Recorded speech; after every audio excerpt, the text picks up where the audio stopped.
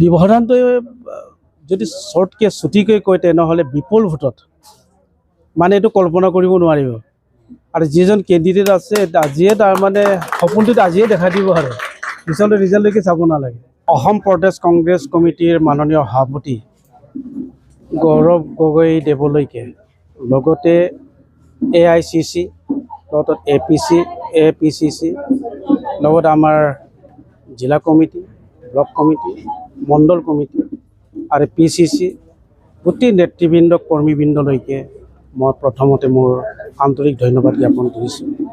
যিহেতুকে 80 নং জোনাই বিধানসভা সমষ্টিত আগন্তুক নিৰ্বাচনত দলীয় টিকেট ঘোষণা কৰাৰ কাৰণে মই বহুত ধন্যবাদ জনাইছোঁ আৰু জোনাইবাসীৰ লগতে গোটেই অসমবাসীক আৰু এই শুভ দিনত এটা মোৰ ফালৰ পৰা এটাই যে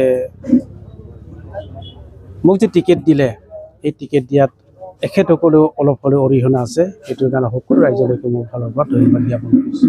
আগন্তুক নিৰ্বাচনত বিশেষকৈ আমাৰ বিৰোধী যদি পাৰ্টি বুলি কওঁ বা এখেতসকলৰ মতে আমি বিৰোধী পাৰ্টি যদি হয় BJPৰ ফালৰ পৰা যদি হয় হয়তো ভুৱন পেগু হ'ব বা কোনোবা এজন হ'ব।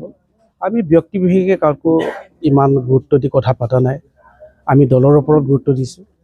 যিহেতু ব্যক্তি এজন কেণ্ডিডেট হিচাপে থিয় হ'ব, আমাৰ কৰ্মকৰ্তাসকলে ৰাইজেহে মেইনলি ডিচিশ্যনবিলাক ল'ব আৰু সেইটোৰ কাৰণে যি পাৰ্টিয়ে নহওক কিন্তু আমাৰ কিন্তু বিপৰীত পাৰ্টিটো হ'ল আমাৰ অপজিশ্যন যিটো তাৰমানে কেণ্ডিডেট হ'ব সেইটো হ'ল BJP আৰু সেইটোৰ কাৰণে আমি সাজু হৈ আছোঁ। আৰু এখেতসকলৰ সাংগঠনিক ছিষ্টেমটো কেনেকুৱা বেলেগ আছে, আমাৰতো অলপ বেলেগ আছে। যাই নহওক ৰাইজৰ ওচৰলৈকে যাব, ৰাইজৰ প্ৰতিটো গাঁও প্ৰতিটো অঞ্চল এই অঞ্চলসমূহৰ সমস্যাৰাজি অভাৱ অভিযোগ দুখ কষ্ট ইমান দিনে তাৰমানে ভুগি থকা যিবিলাক সমস্যা আছে সেই সমস্যাবিলাকক আমি মূলধন হিচাপে লৈ আৰু অসম গঢ়াৰ যিটো আমাৰ প্ৰদেশ কংগ্ৰেছ কমিটিৰ যিটো ঘোষণা এইটো একলগ কৰি আমি তাৰমানে এইবাৰ নিৰ্বাচনত আগুৱাই যাম বুলি ভাবিছোঁ। আপোনাক কিয় ভোট দিব বুলি আপুনি আশা কৰে? মোক কিয় ভোট দিব সেইটো হ'ল এটা ব্যক্তি হিচাপে নহয়, মই এটা কংগ্ৰেছ দলৰ এজন সদস্য আৰু কংগ্ৰেছৰ পৰা মোক পাৰ্টি দিছে আৰু এইটো কাৰণে কংগ্ৰেছৰ এজেণ্ডা আছে আৰু ইস্তাহাৰ আছে আৰু সেইমতে দিব।